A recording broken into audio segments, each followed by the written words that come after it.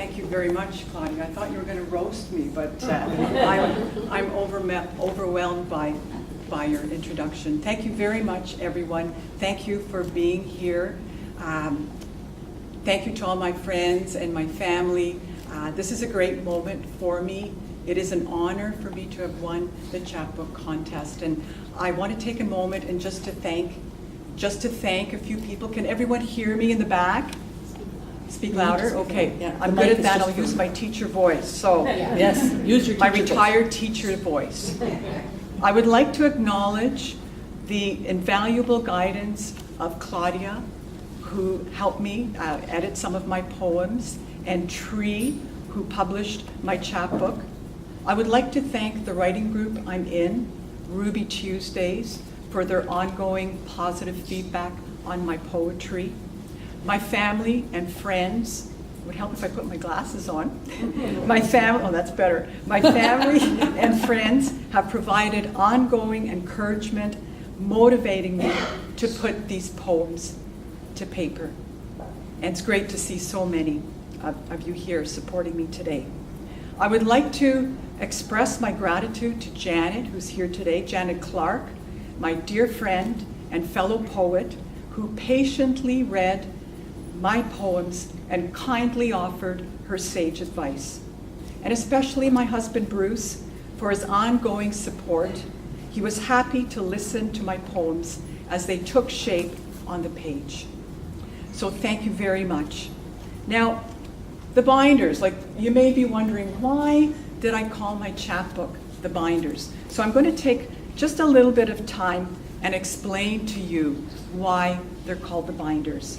First of all, my mom and dad were born in Poland. My mom in Warsaw, my dad in Krakow. Polish Catholics. They weren't Jewish, but both of them ended up in Nazi camps. My mom was a member of the Polish Home Army, and she delivered messages and weapons to soldiers. My dad was a member of the Polish military, and he was arrested for political reasons. And my dad ended up in about 4 different concentration camps, and I guess the most notorious was Dora, where they manufactured V1 and V2 missiles that bombed London. And so obviously my parents survived, and they met on the way to Liberation Camp, and they lived in Germany for 4 years after the war. My dad taught elementary school, and my mom and my grandmother taught preschool. Now, my dad was a person who loved documents, and he was very, very fortunate to bring most of the documents with him pre-war, during the war, after the war, to Canada with him. And he compiled these documents into the binders. And near the end of his life, he had about 60 of these binders. And his favorite activity was to label them, put them on the shelf, rearrange them, and share what was in them with me. And he hoped that one day I would do something with their stories. And the chapbook is part of a larger collection that I'm compiling right now, a testament to their memory. So this book is dedicated to my parents. So what I would like to do is just start with my very first poem. I spent a lot of time with my dad, visiting him, and we talked a lot. And at first it was every Sunday, and then as time went on, it was more frequent because my dad's health suffered. So this is an example of one of the visits. Another winter has taken more of you. The walker you use, the railing you had installed to navigate 4 steps from the dining area to the living room, not so bad when you still remember everything. We talk about 3 antique clocks you had repaired. You relish the different chimes each one makes, counting hours. We sit in the living room, watch the river through your window. Last night, I dream you walk away, suitcase in one hand, waving goodbye with the other.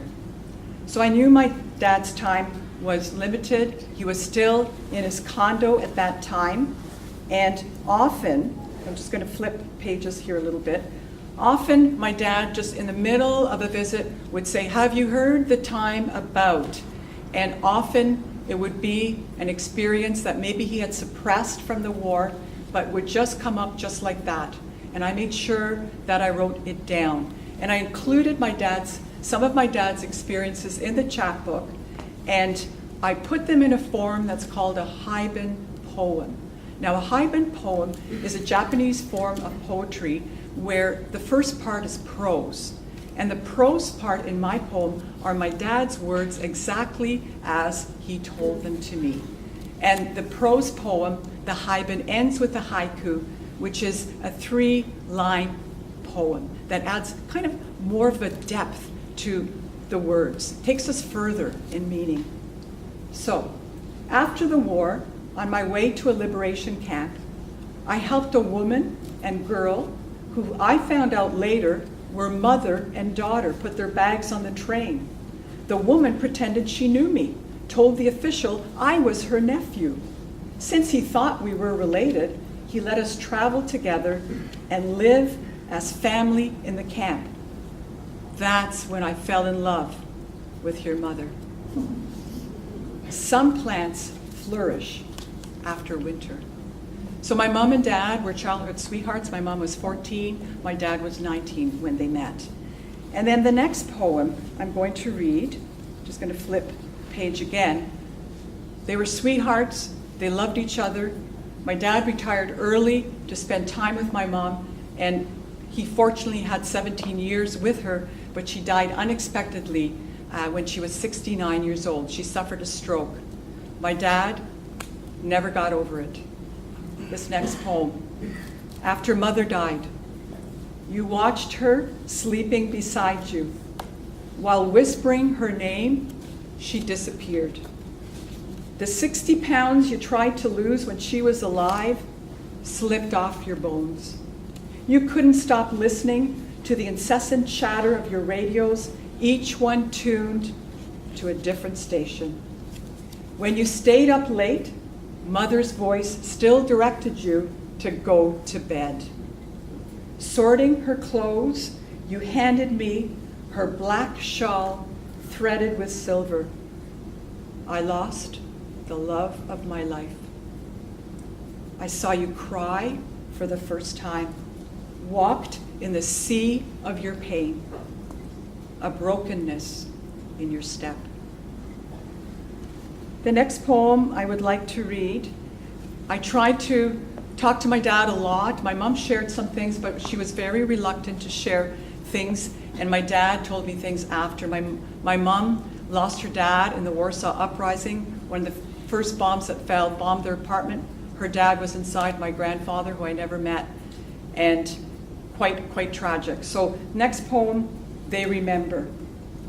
Warplanes blackening the sky, spewing fire on a landscape, stepping on a dead child's hand, looking for her father's body in the burning bricks of their home, hair and skin scorched by blazing houses, men and women hanging in the streets, armies of black boots stomping past buildings, rotting corpses, and children herded into cattle cars. After the war, you and my mother running away, running towards a new country, dragging shattered childhoods, turning off the sounds in their heads long enough to let love survive. So my dad declined, as I was saying, quite a bit when my mom died. He developed diabetes and then Parkinson's shortly after, and he was living in his condo still, and he was falling a lot, and he couldn't get up when he fell. He did have a lady friend that he was very close to, that he spent a lot of time with, but she would be gone, and when she would come home, he'd be lying on the floor. So I would call my dad a lot, check up on him. Here's an example. I'm having trouble doing something. What is it you can't do? I freeze, I can't walk, I can't open the fridge. I forgot what the can opener is for, and when I remembered, I opened the wrong can. Have you eaten today? I can't remember if I have or when. What time is it? It's after 4. You need to eat dinner soon. I've never asked for your help. I need it now. I have to go into a nursing home. Huge decision for my dad to go into a nursing home. Not only did he collect binders, he collected all kinds of other things.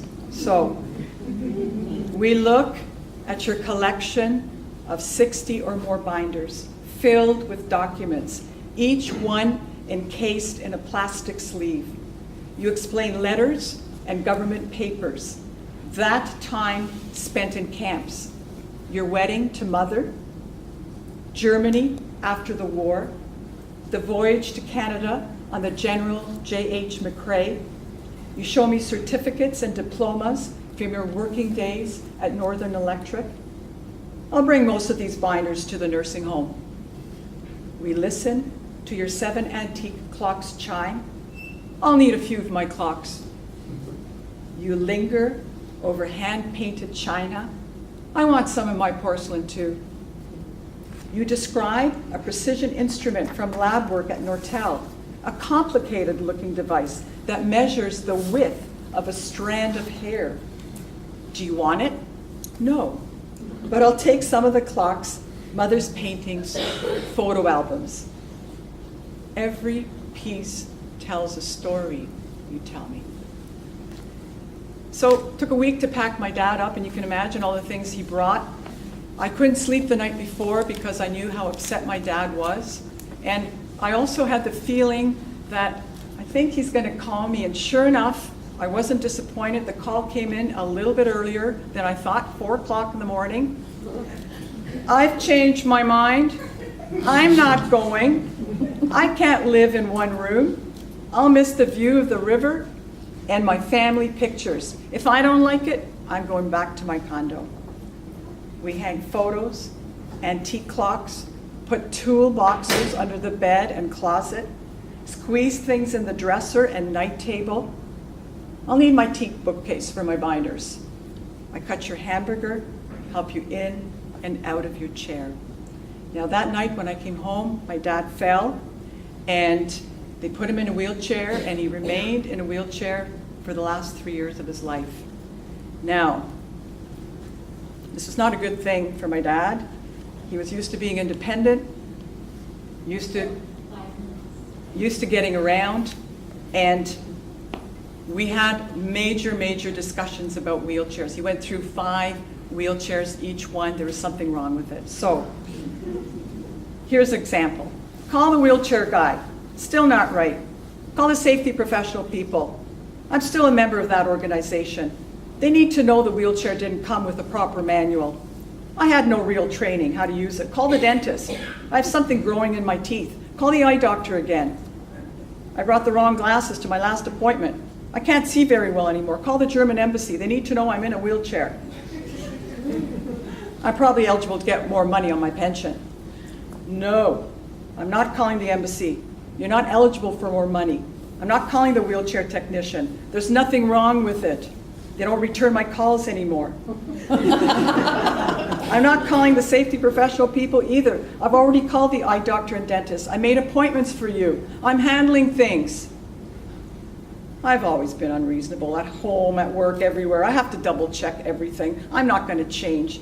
Did I tell you you're doing an excellent job? You bring me back to what's real. So just a few more if I have time. So what's real to my dad was his experiences, and another Haydn poem that I'm going to share, the Dora one. I assembled V1 and V2 rockets that were used to bomb London. American space technology comes from Dora. There were over 60,000 prisoners, mostly Poles, in the underground camp. I survived because I was sick. Lost hearing in my left ear. They removed my eardrum. After I got better, 2 doctors asked me to help out in the hospital. I was one of the lucky ones. They shot or starved most of the others. Your mother and I were saved by the Americans. One of the attendants who helps me get dressed in the mornings knows someone who survived Dora and wants to bring us together. I'm still living that trauma. Deaf world repeating what it doesn't want to hear. I'm going to end with last. My dad declined. My brother 7 years ago passed away from Lou Gehrig's disease quite suddenly as well. And so my dad could not handle that particular loss. So he died peacefully, and we had to clear out his room. The nurse said, you have 48 hours to clear your dad's room. We have 48 hours to clear your room. We take down photos, a wedding portrait of you and mother, my brother and I as teenagers, your first great grandson sitting on your lap, the great granddaughter you didn't meet, born a week before you died. We remove packages of oatmeal raisin cookies, a box of chocolate-covered plums, cans of ginger ale from the bar fridge. Pack up your favorite vest with 7 pockets, your bridge books, tool chest, Polish cassettes, Celestia porcelain teapot, and Seth Thomas clocks. And unplug your electric shaver. We offer your wheelchair to the home, leave the flat screen TV and lazy boy chair, stack boxes of binders that hold your life. I open the door, let the room exhale the spaces you've left. Thank you very much.